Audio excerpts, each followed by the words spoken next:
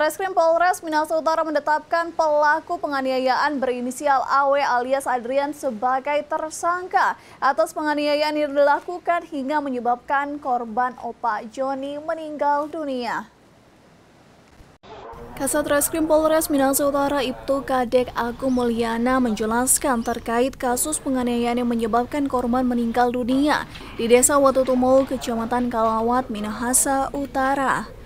Korban atas nama Joni Tulengke yang berusia 72 tahun warga Desa Watutumo diketahui meninggal dunia pada hari Minggu 9 Februari 2025 usai terjadinya cekcok bersama pelaku AW alias Adrian yang berusia 27 tahun warga Desa Maumbi.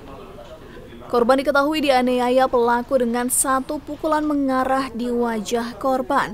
Kasatreskrim pun menjelaskan pelaku sudah diamankan Resmo Polres Minahasa Utara kurang dari 24 jam saat kejadian dan sudah ditetapkan sebagai tersangka usai menjalani pemeriksaan penyidik. Kemudian kurang dari 24 jam tersangka dapat kami tangkap di wilayah Minahasa Utara.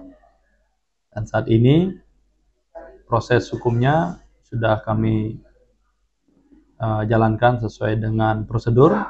Tersangka saat ini sudah kami lakukan penahanan. Atas perbuatannya korban dikenakan pasal 338 KUHP Subsider 351 ayat 3 dengan ancaman hukuman 15 tahun masa tahanan.